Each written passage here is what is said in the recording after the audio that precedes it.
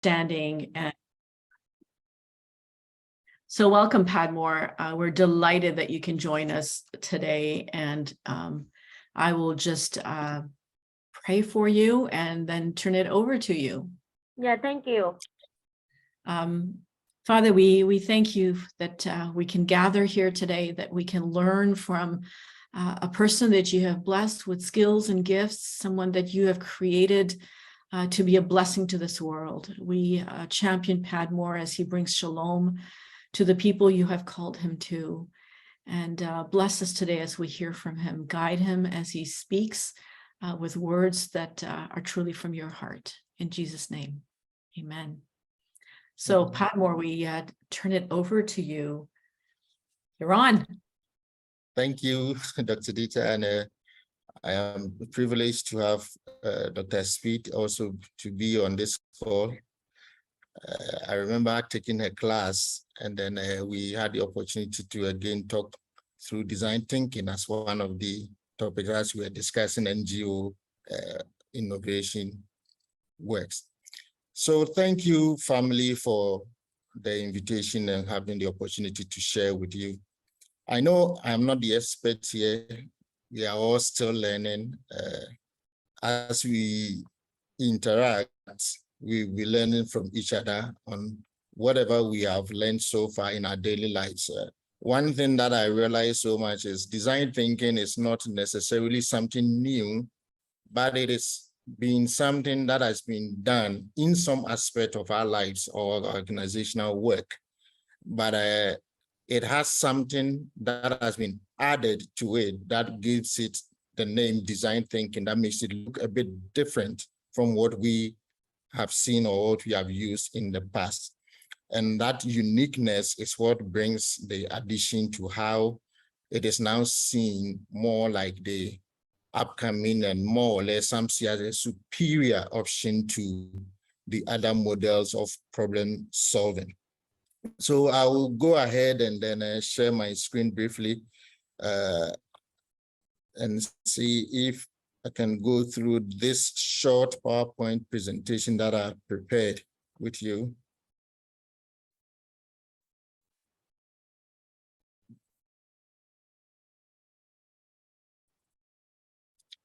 Okay.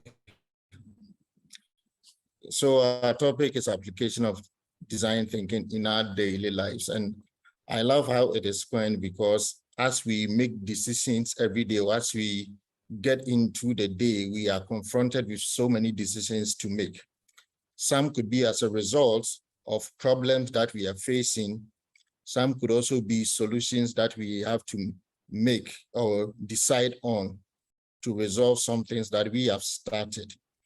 So looking into design thinking and bringing it home personally, we are trying to move away from the normal conceptualization of design thinking as an industry design, that we only use it in organization and for corporations just to make sure we are staying competitive or we are solving the problems of the world as against our personal lives. But we are going to look more closely to how our personal lives can be influenced by the process. A brief overview, we look into an introduction, and then we go into some models that have been in the past or that are in existence, because some still use it as an approach to problem solving, and then we compare that to design thinking. And then we'll go into how we can apply it, a little bit of a conclusion, and we go into a discussion. We all know that the world today, now we don't live in isolation. We are interconnected. Wherever you are, it is independent. You are not independent of the world. Happenings in particular areas, or even if you are in a community, the doings of someone in the community has the potential of affecting whatever you also do. So our world today has nothing like you are isolated and you are independent, you live on your own. We've seen the effect of Brexit on UK as they left. We've seen the effect of wars that are happening and how we are feeling the impact. So whatever is happening, somewhere has the opportunity to affect what we do or where we are. And some of these problems are becoming dynamic in the way that they are. You will never have them being static. So there could be one way that you always want to use to fix them. And in one of our class that we did in my first class with Professor Jordan, we discussed or we used the book Innovation Theology from Lanny Vincent. And there was a chapter that he had dedicated to change. And he had defined change in a particular way that I felt interesting. And he said change can be defined as a significant external movement and differences emerging in the natural, physical, societal, and cultural environment in which we live as individuals and as organizations. So I looked at and I said, okay, what could be missing in this? Can we have change also resulting from our spiritual encounter and engagement? Can we also have change as a result of some of the internal decisions or internal actions that happens? So I added these two as part of the definition. I placed that the emphasis is mine. I put them there, not originally from Lanny Vincent.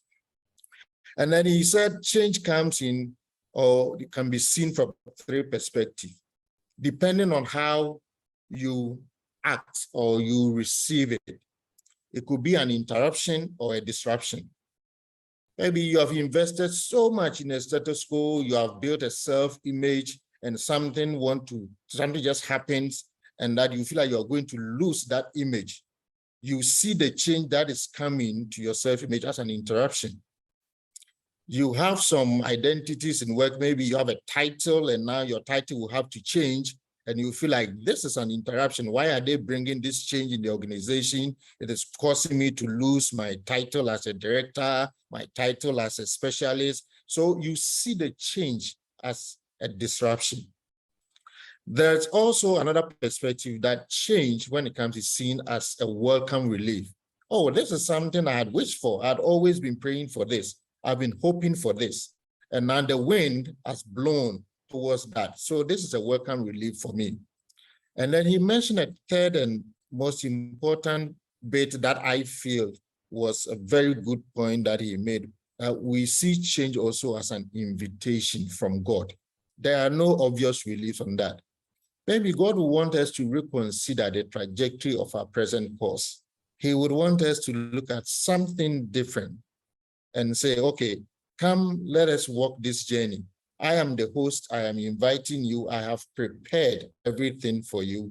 So all you need to do is to accept my invitation, jump on board, and come as a host. I have prepared everything, and I will take you to where I want you to.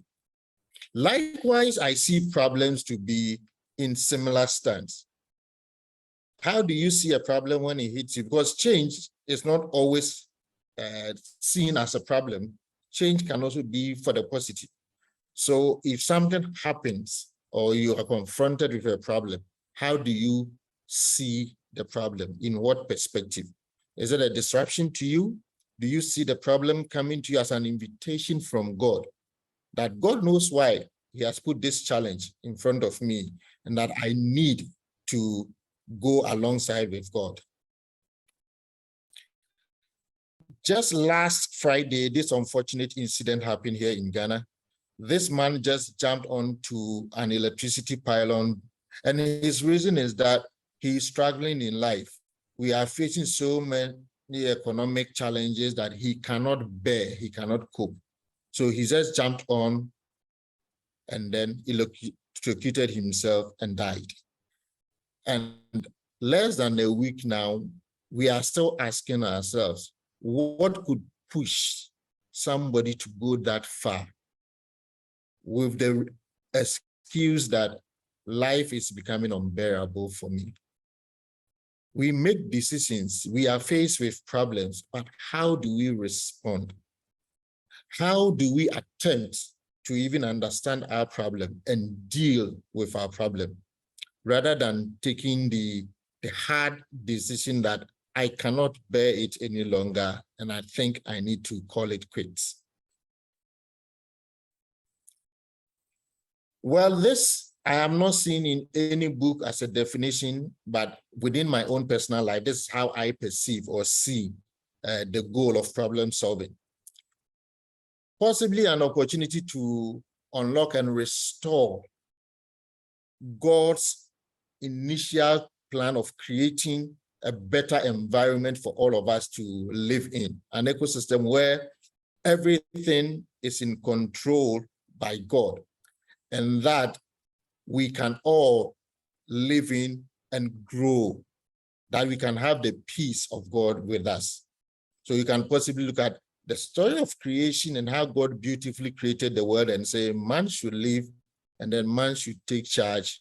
And now you look at where we are now and it's like, things are not as God intended. What has happened? What has our actions done to create a lot of problems for ourselves and even for other individuals? Now, the question also would then be, how then do we define this self-sustaining ecosystem? Is it just about me and how I think I should live, or it should be also about how others I live with also live? Should I do the things or solve the problems that will benefit others or just to the benefit of myself? In SIM 800, we came across this, that transformation does not happen unless we are personally affected by it. And this was said by Randy White in his talk, Conceptualizing the City. Transformation does not happen unless we are personally affected by it. Now, when it comes to problem solving, we all have had ways of dealing with problems. And in our personal life, the way we have dealt with some particular problems have not always been the same as we solve others. You would realize that if you want to recount issues you have dealt with, your approach or the way you solved it differs. You don't use a one-size-fits-all to solve your problems. But I want to mention these two particular models, which are very common, and these are ones that we normally use, especially in our organizations. That is decisions that we make based on our intuitions. It comes natural. We feel like, oh, this thing is just happening again. Last year, I had the same issue and I dealt with it this way. So this year, I'm going to deal with it the same way, based on our intuition. So we are relying on our past experiences to make the decision for today. And then the linear model also talks about using the pros and cons. I am confronted in a hiring decision. Who do I hire? What am I looking for? So I now come up and make some adjustment and say, okay, let me give some rating to some of the things I'm looking for. What are the pros of hiring this person? What are the cons? If the cons outweigh the pros, it means it's a no hire. If the pros outweighs the con, then it means that it is a good hire. I'll go ahead and then hire. So we sometimes can make decisions based on looking at what advantages do I have over the disadvantages, or the disadvantages over the advantages. So it becomes like a linear way of making the decision. But we've gotten to a point where problems, like we said, are becoming dynamic. They are not the same. So if we are using the same approach, we might not get it. So then we now have to move into a new area where, when we are solving our problem, it is also helping us unleash our potential to be transformed through creativity, or to live to the fullest through creativity. And how can we then do that? Because some of these models, the intuitive and the linear, might not give us the broader picture or understanding of the problem that we have to deal with. The wisdom in the design room, and by the design room, I'm referring to God sitting in his room and now looking at the word and say, okay, let me create the earth, let me create the heavens, let me do this. So God in his design room, the wisdom that he demonstrated, that wisdom still exists. It is still there for us. And God is still in the creation business. He is always adding something new. His blessings, his mercies, everything God gives is new every day. It's not the old. So that wisdom in the design room is still valid and available for us today. Proverbs 4:5-9 talks about the fact that if we are to seek anything, we have to seek for wisdom, and about that we also have to seek understanding, even if it will cost us all that we have. So that is what God is telling us, that my wisdom is still available. So if you are confronted with an issue, how did I do it? What would I have done? How can you learn from me and apply wisdom in coming against the problem that you face? So for me, that is where I merge design thinking in all these approaches that we've been using in the past to solving our problems. All the literature and the work that have been done on design thinking talks of the fact that design thinking puts human needs first. And we can all not assume we understand each and every one. But for me to understand a friend, a family member, a colleague, I need to put myself in the shoe of that person. I need to empathize with the person. That will give me a better understanding of what the person is going through. So design thinking puts that first, the human factor, the human need. And then also it comes to the point of that when I want to use design thinking, I should be able to have a thorough understanding of the problem. I need to define what the problem is. What are the root causes of the problem? In what context am I faced with this problem? Ghana currently is going through economic hardship. The US is currently going through economic hardship. Globally, we are all facing some form of a challenge. But whatever intervention that the US might want to apply to solve this might not be the same as what Ghana would apply. So in my context in Ghana, what do I need to do? Though we are all faced with the same problem, my context is different from the UK context, is different from the US context. So I need to put the problem in my context and then understand it and know all the possible causes and effects of the problem. And that will help me to better ideate, brainstorm, and come up with a host of other solutions that I want to engage to address the problem. When you employ design thinking, what it does is it does not give you a one or a straitjacket solution. It gives you options. And then you can have the opportunity to choose which one is the easiest and can give you the best of results.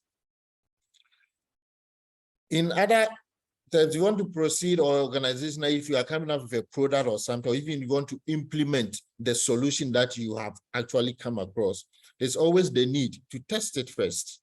And if it works, you prototype it, and if it works, then you test it, and then you come out to implement it.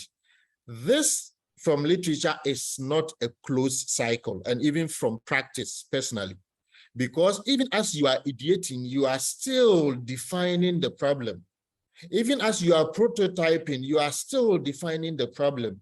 So it is not like, oh, this cycle is closed. When you are out of this part of it, you can never go back. So it goes around, and you can move from each phase of the thinking process as you better or you want to improve the next step that you are in. Now, coming with this background, that, well, we sometimes make decisions on intuition. We have a linear approach where we want to look at the gains that I will get before I make a decision, and to design thinking. How then can I apply design thinking in my life? And from where we stand, and with our background as followers of Christ, we always do not rule out the Christ factor or the God factor in everything that we do. We make sure he is part of every journey that we want to embark on. And the reason being that if he is with us, if he is in the boat, then we are good to go. When I joined Compassion International as a grants manager for the African region, my responsibility was to review interventions and proposals. And as national officers are sending yes, and this is the result we want to expect, I have to go in there, look at what you say you would do. Is it really going to be beneficial? Is it going to be something that we can say cost for value? We are going to get the right value for the cost you say you want. So my work then had always been in this area, asking the probing question, your intervention, what was your problem? What do you want to address? How do you want to address it? And I remember when I started doing more of that, I will have discussions or conversations with my wife, and she would tell me of a problem, and then I will start asking questions. And I think she didn't like it because she felt like she was telling me a problem and I should come up with something that we would do to solve it. But I will probe and I will probe, and she will be agitated. But obviously, I want to understand the problem. Maybe what you are thinking is the solution might not necessarily be the solution. So I am interested in going beyond just the problem that you are presenting to look at the root cause of it. And that has been one way it has helped me a lot, even in solving some of the challenges that come in our marriage. Design thinking poses a huge challenge to our prevailing culture and approach. And it is for a simple reason that when we have come or we have become so conversant with particular processes or approaches, it becomes difficult to change them. Ghana is a soccer-loving country, and then we hardly say that. We normally say, you don't change a winning team. So if you have a team of 11 players and they are giving you the results, why do you want to change them? Maybe a coach will also want to tell you that the tactics of the previous two teams is different from the one I'm going to play, so I need to change. But we say, hey, they are winning, don't change. It becomes an issue because he now understands the problem he's going to face. They are playing a different formation. I need to change. But others are saying, we will not allow you to change or bench certain players because they give us the win. Then you're thinking of understanding the project and you now feeling like you have a better solution becomes challenged. People don't accept it easily because of rigidity sometimes and familiarity with a process that they are very comfortable with. Let's look at a typical example from scripture. In Numbers 14, verse 10, it reads, but the whole assembly talked about stoning them. Then the glory of the Lord appeared at the tent of meeting to all the Israelites. This is when Joshua and Caleb had given a different account of what they saw when they went to spy the land as against the other spies.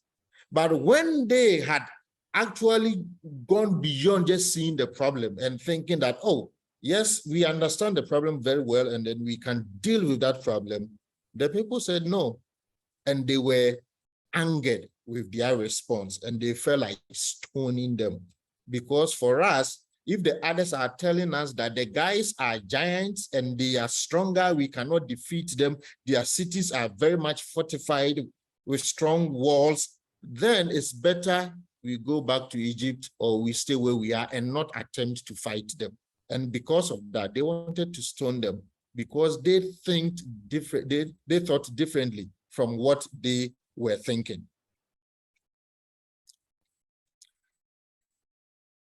Now, when we are engaging design thinking, one of the things that normally comes up is that we need to observe.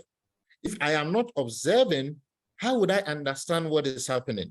If I am not seeing, if I'm not hearing, if I'm not listening, how can I understand and come up with a solution? So as I spend time to observe, then it helps me to answer the question, what can be done? Sometimes as you come across a problem, what you might just see might be the tip, like the Titanic being confronted with the iceberg. Oh, no, that is not something big. Oh, it's something we can maneuver through it. But when others were advising that it might be bigger than what you are anticipating, they said, no. So sometimes it's better we listen, we observe to see or understand the problem before we ask the question, what can we do to help solve the problem? A biblical context to that, Numbers chapter 13, the spies. God now comes and look at Moses and say, Moses, I want you to send spies. God could have told Moses, that land I want you to send the spies, I know them, they are A, B, C, D. But God in his wisdom did not do that. An application of the wisdom at creation. He did not just tell Moses who the kind of people they are who are living in that land, but he said, I want you to send spies. Now Moses comes and identifies the spies and sends them, and he gives them specific instructions and says, go look into the land. Come, let me know if their land, their soil is fertile. What sort of people are there? What is their season like? What is their vegetation cover? What are their culture? How do they sing? Learn everything about the people and bring me a report. And then Moses was telling them, guys, go and gather data for me. Give me data.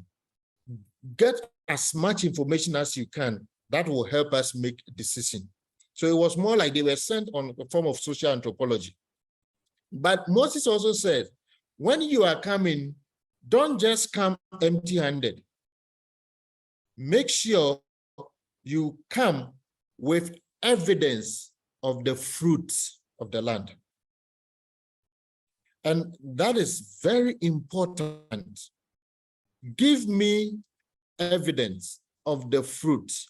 Don't just come and tell me, oh, their soil is good, we saw fruit. Show me evidence. And then when you come, we will now all sit down and try to look at the problem and understand the task ahead of us. When they came, the others gave a bad report. Why? Possibly because they looked at the simplicity of the things they saw. But Joshua and Caleb understood the problem in its context.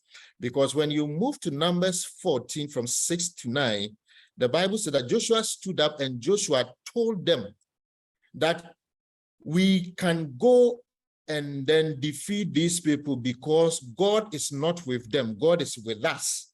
Joshua knew the source of overcoming the problem. So all that we saw, he says, God has left them and God is with us. So God will give the land to us. Let us go. And that was, for me, the visa for Joshua and Caleb to have the opportunity to enter that land. Because if you read further, God said, none of these people who have grumbled and who have doubted me would have the opportunity to enter the land. So the belief and the good analysis that the two did on the problem and how they perceived the solution gave them the opportunity to enter the land. So with design thinking, again, we make decisions based on what we really want instead of relying only on historical data. Oh, the past 5 years have just been like this, so definitely it's going to be like that. Yes, but what do we really want? Is it just the data we want to see, or there is something we want to see out of the data? So design thinking will let you look beyond just the historical data to identify what you really want. We also make decisions based on evidence instead of making risky bets and on instincts. So you are looking at what you really want and the evidence that supports how you will get there. A biblical context to that, I have put blind in inverted commas because When God comes in glory, maybe one day I might see the gentleman called Bartimaeus, and he might still, or he might accost me and say, even when my sight was restored, you still refer to me as blind. So I've put it in inverted commas so that yes, he was referred to as blind, but he was able to see, so he is no more blind. If he's listening to us, he can now understand my use of blind here.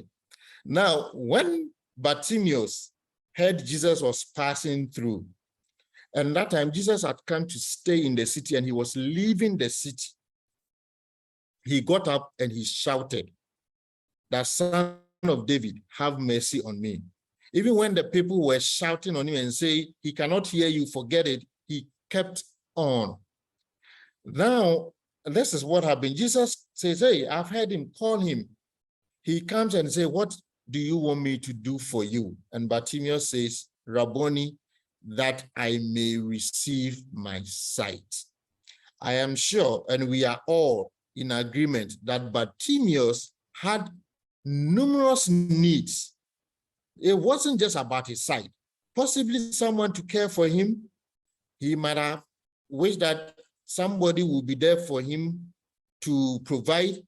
He needed a good job, but because of his sight, he could not work. So there were numerous needs. But when Jesus asked him that particular one, as a beggar always asking money from people, he did not ask money from Jesus. He said, "That I may receive my sight." A typical evidence of needs identification. So when we are employing design thinking, we need to identify our most precious need or the most important need. Because when we are able to solve that need, there is a high possibility that overcoming that most important need can help address the other needs that we have. In this instance, when he got his sight, I'm sure he could now be able to look for a job. He will not be begging again because he can work and provide for himself and provide for the other things that he lacked. He also prioritized his needs. So it is important when we identify our numerous needs, we should be able to identify, and that is what design thinking helps us to do.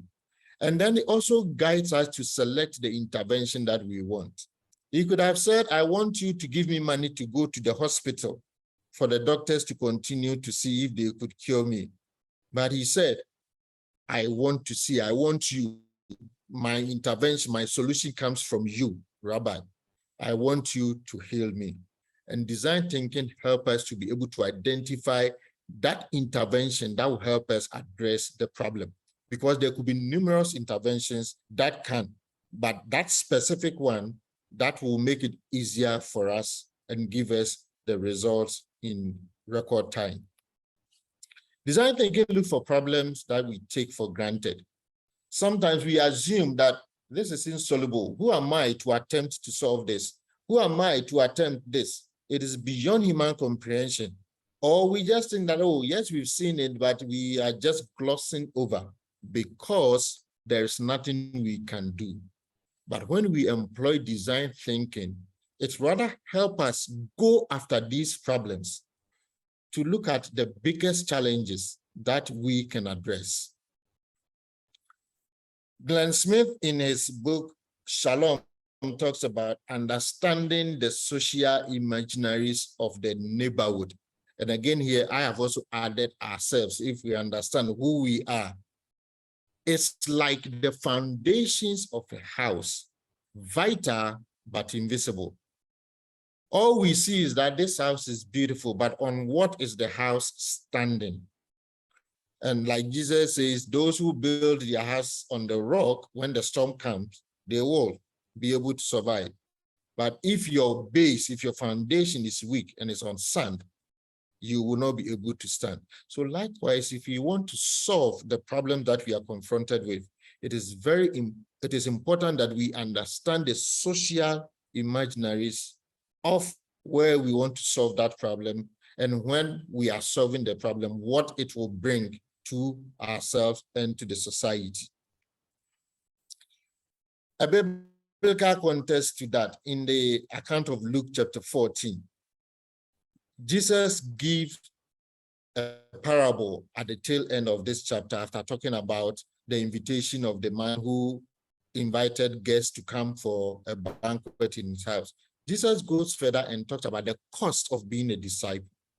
And he gives two examples that which one of you, if you would want to build, will not sit down and cost how much you will need to put up the building.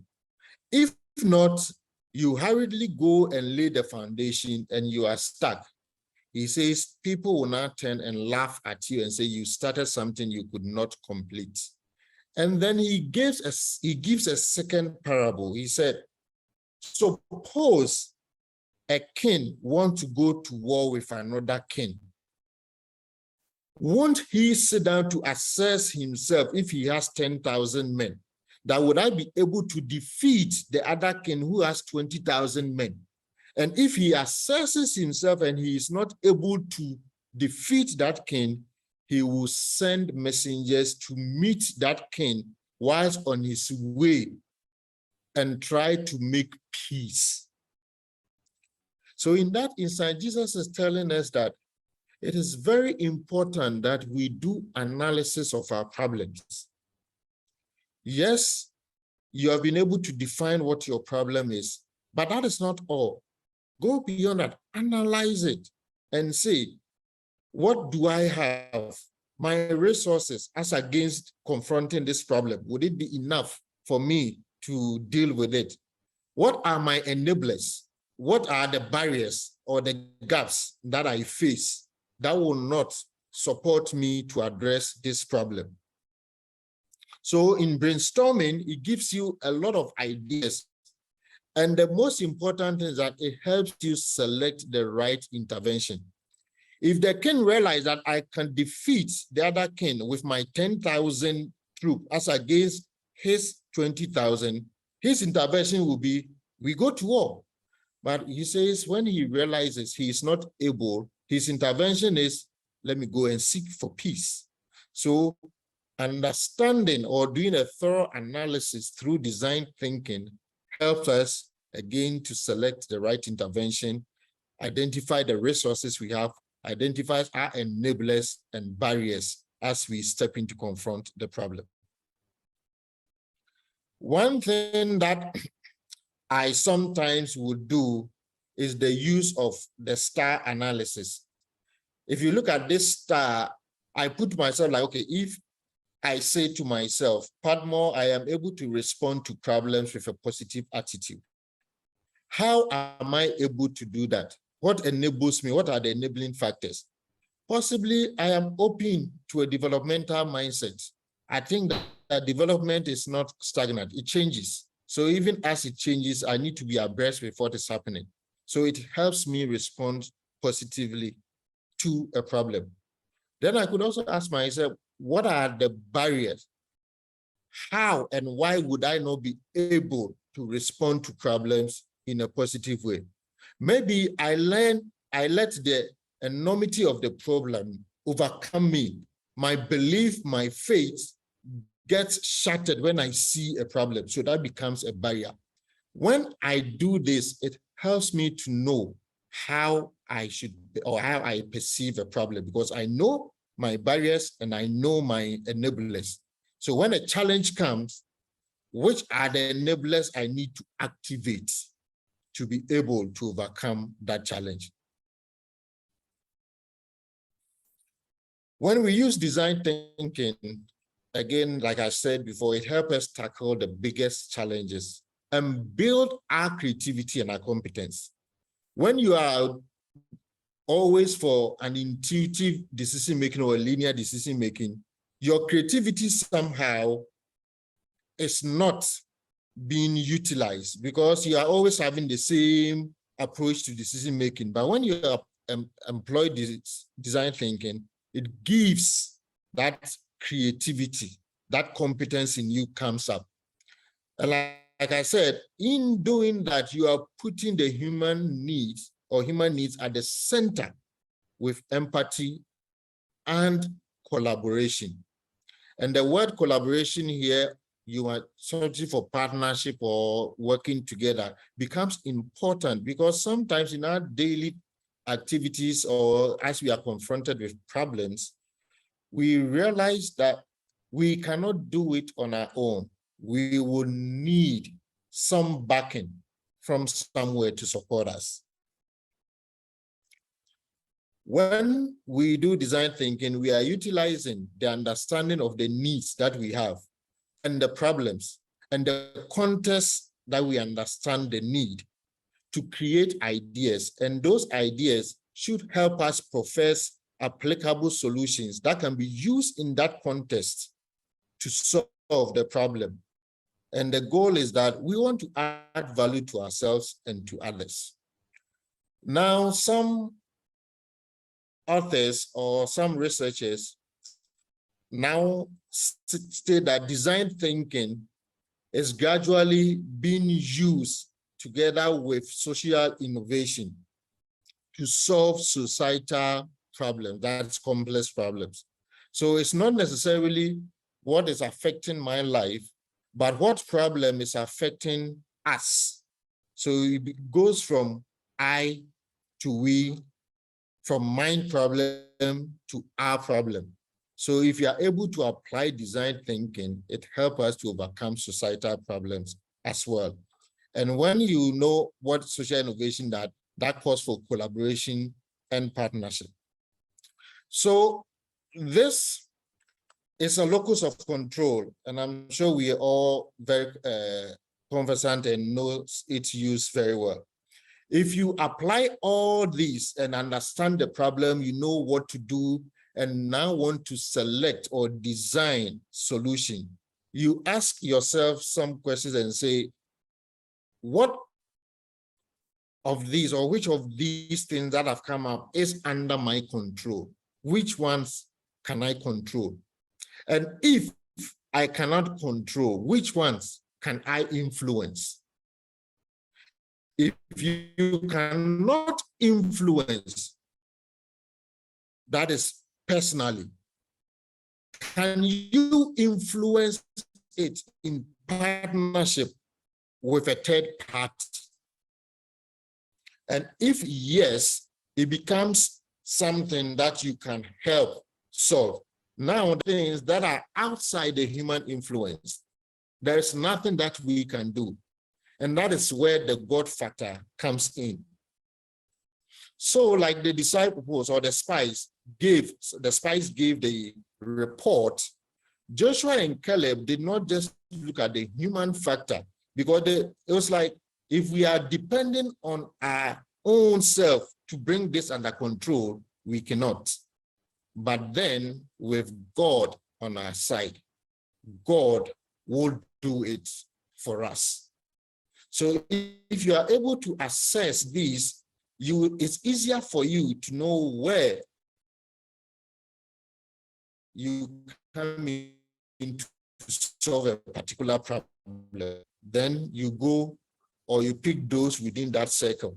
If you have to influence through possibly speaking, empowering others, encouraging others, then you can also do that. If you need a third party, and that is where it becomes important, having a platform of networks. That is where the partnerships comes from. For example, a connected platform like this, self, who else do I need to talk to come in to support, address a problem that I'm being faced with? It could be a family member, it could be a friend. I can rush to my professors, or I can go into academia and test all the research that has been done and see, would it be useful to help me solve my problem? We have alumni networks. Which alumni can I call on, or can I engage to help me solve this problem? So then a connected platform, as you want to use it after your locus work, will help you identify who to go to help you address a particular situation. But in all of these platforms, also know that God is at the center of it, connecting all of these people to you or you relating to all of these groups.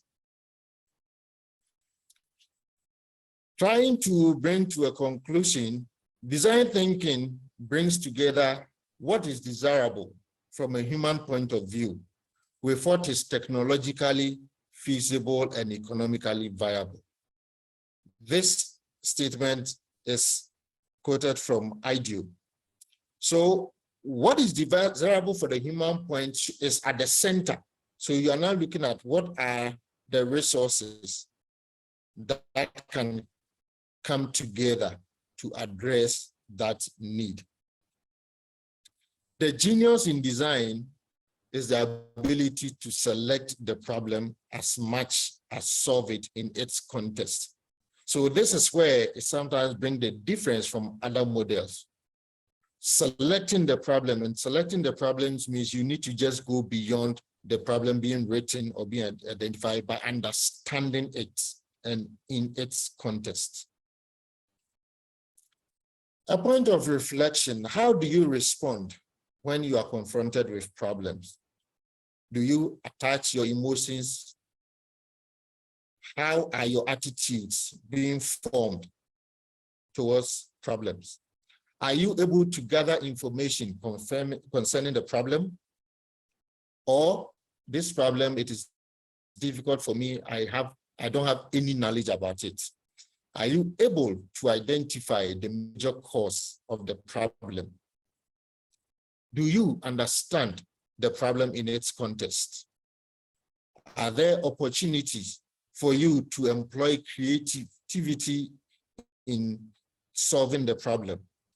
What resources do you have to help deal with it that will guide in the selection of intervention you would want to use?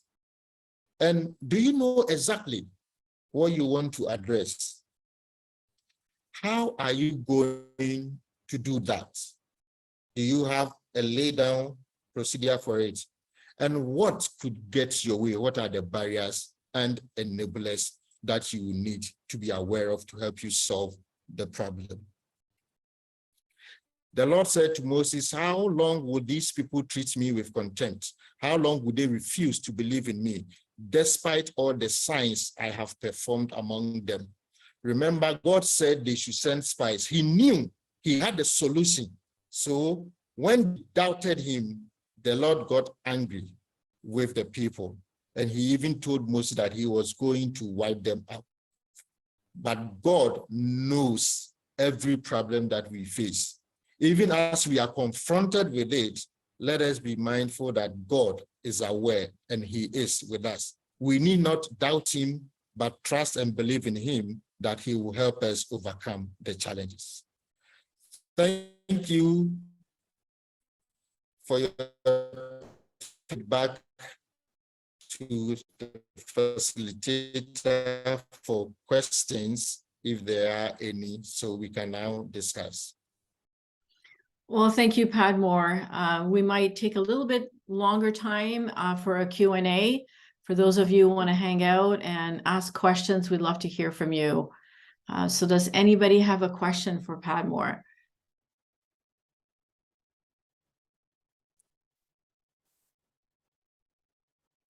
I actually do have a question.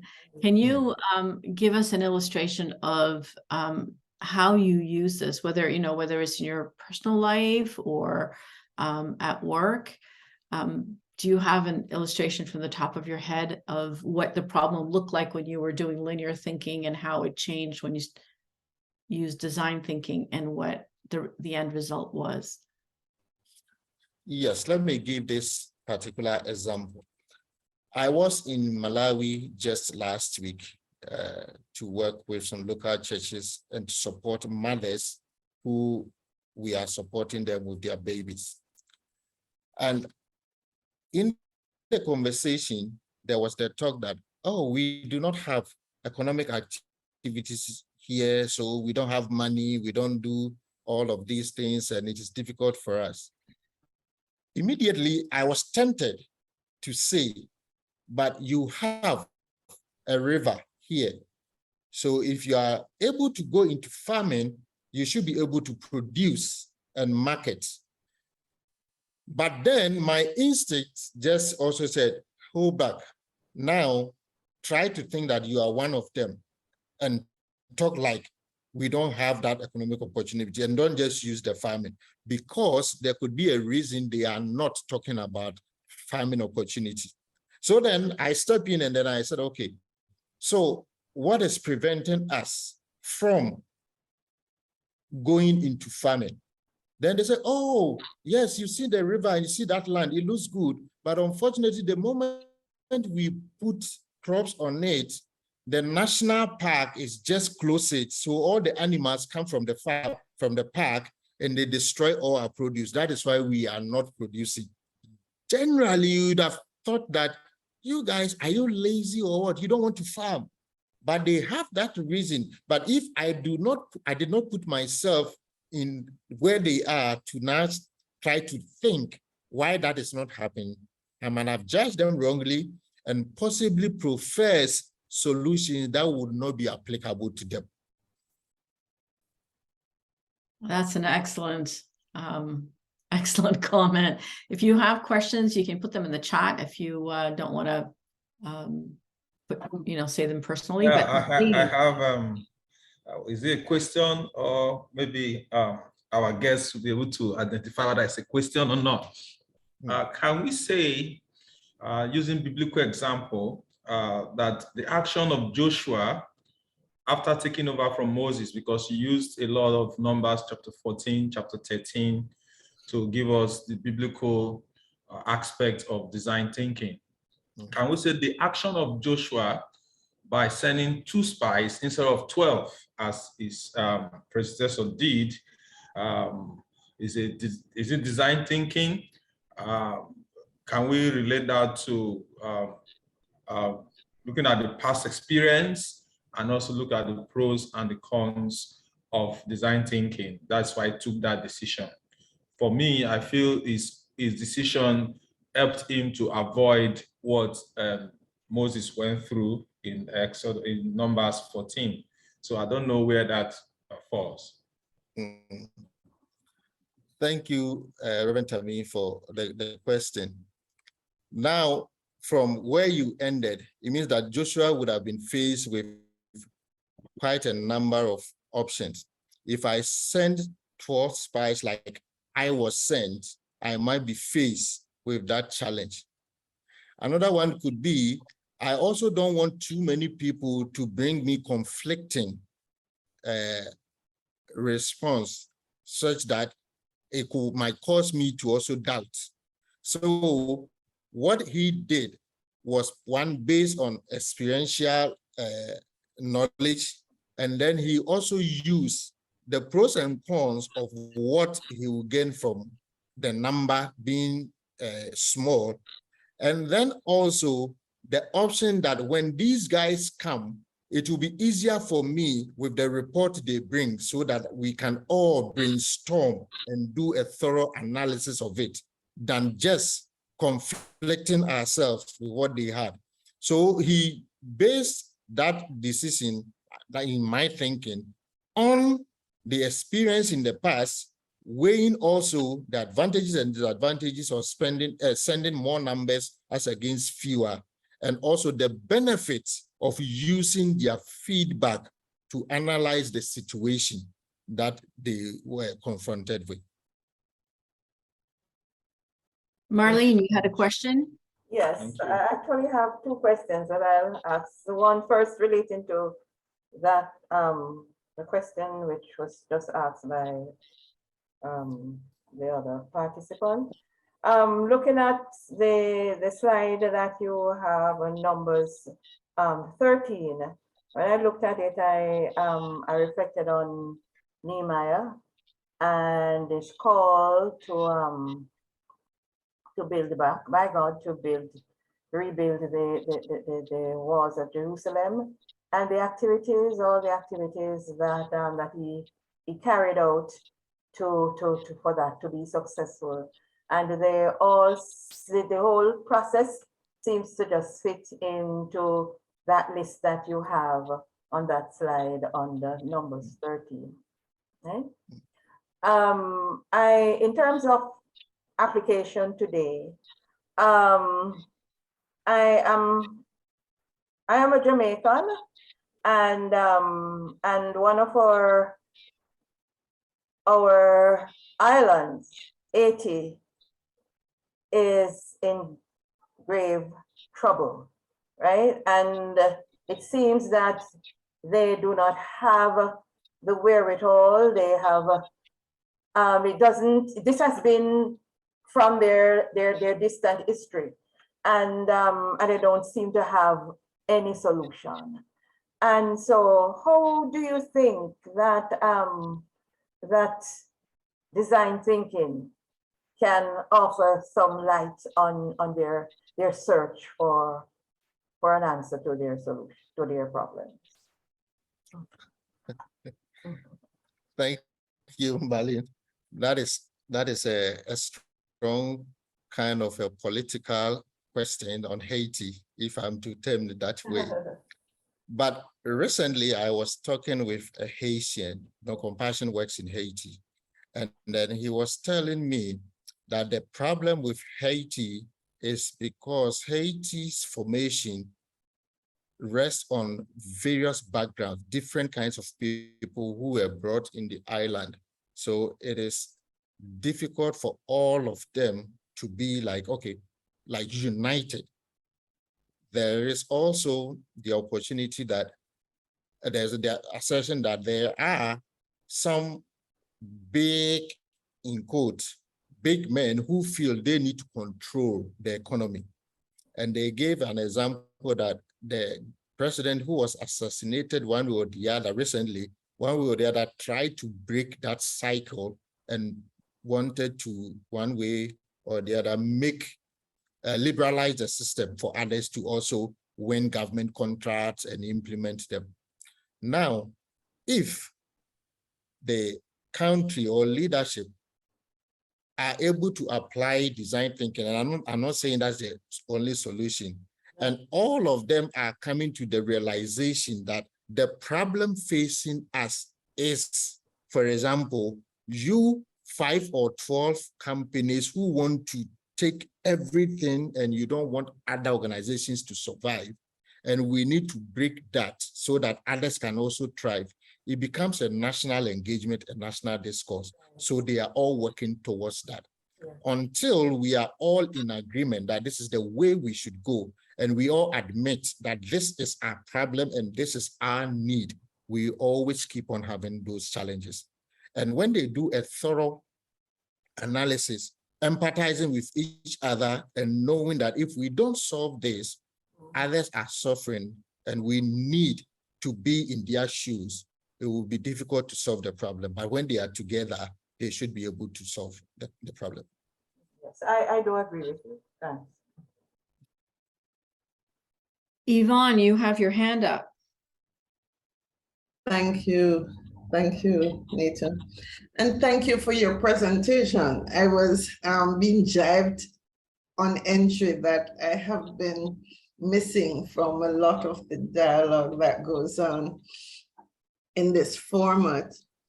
And yet the subject piqued my interest because in a world of problems, right? I wanted to see how I could better face the challenges and bring solutions. And I've been trying to apply every single step that you've made to a problem that is rolling in my mind. I came close to a eureka moment when you said involve others, because some of our problems, or this one problem, may have so many components that certainly a solution will never be found with just one person trying to work through all the various components. And I'm thinking particular, I joined Marlene here in Jamaica, of how we deal with mental health issues nationally and at the workplace, and how we assist families and individuals who are struggling with these issues, but have to deal with the cultural and the lack of intervention that keeps them locked into their condition. And it was in that context that I am asking you to help me with how systems thinking will break that barrier, which you just spoke about, until we get everybody on the same page. I started thinking about what kind of national education that we could have going that brings that level of sensitivity and understanding. All right, I had one instance and I can just illustrate it. My son suffers bipolar disorder, but this is someone who is extremely brilliant. Once you see his transcript, he's grabbed. The moment that he declares his hand that I do have a bipolar disorder diagnosis, there is sufficient fear, misunderstanding, and also a systemic approach that is sure to bring fear into the relationship, and it shuts down. So he's not been able to settle into a role. And a lot of that, when you analyze the problem, is due to the misunderstanding and the discomfort that comes from being associated with somebody who we find has a disability of one sort or the other. Obvious or not so obvious. So the question for me was, how do systems thinking help Haiti and whatever to get onto that page where we can begin to tackle the problem? Thank you so much. Is Dr. Speed still on? If she is, I would be grateful, since she is an expert in terms of partnerships and how collaboration brings in results. If she can speak to that briefly, that I would love that. I'm still on, but Padmore, I really feel like you're an expert, and you can. This has been such a wonderful presentation, and I would hate to step in where you've been doing such a beautiful job.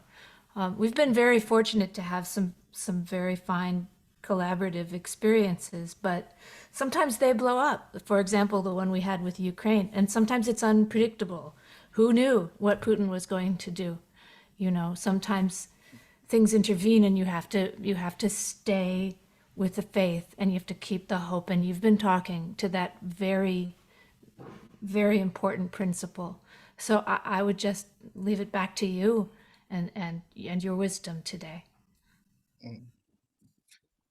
Thank you, Dr. Spitz. And again,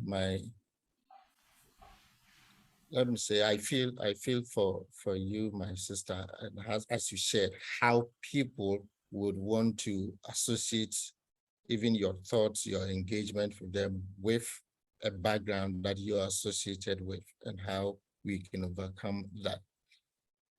The work of collaboration puts in that we are not all experts in every area.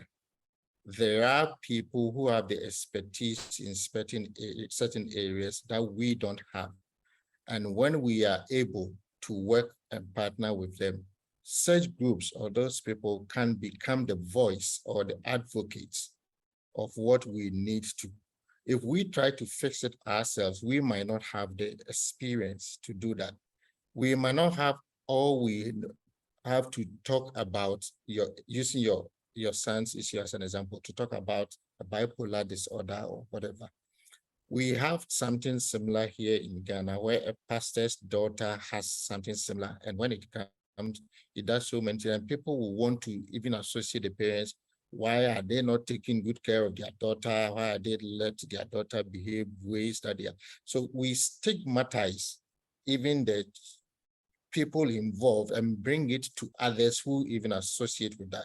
But unless as partners, we bring groups, we bring organizations, we bring individuals together and we all talk about it, that we break that cycle, it becomes difficult for a few to fight that. So what I would encourage is that in this approach, whether we are applying system thinking, design thinking, let us broaden the scope and bring in experts in those areas to lead the process. Thank you, Padmore. Comfort, you have your hand up. It's your turn to ask a question. And after Comfort's question and Padmore's answer, I think we'll just close our time together in prayer. So go ahead, Comfort. Okay, thank you very much for your presentation, my brother from Ghana. I want to ask a question. It's a bit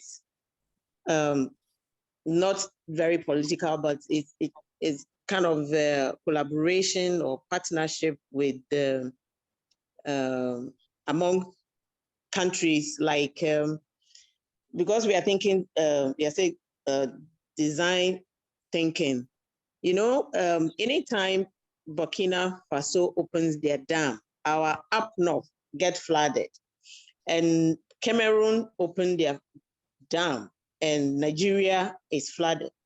So my question is it not possible for these countries who are sharing borders have this system to make life easy for them and their neighbors across their neighbors? Or it doesn't work that far in those areas? That's my question. But for me personally, being an entrepreneur, I always see opportunities in challenges. And if nothing comes out, I pray about it and leave it in God's hands. So, but I'm just interested in this, how our sisters and brothers and sisters are suffering.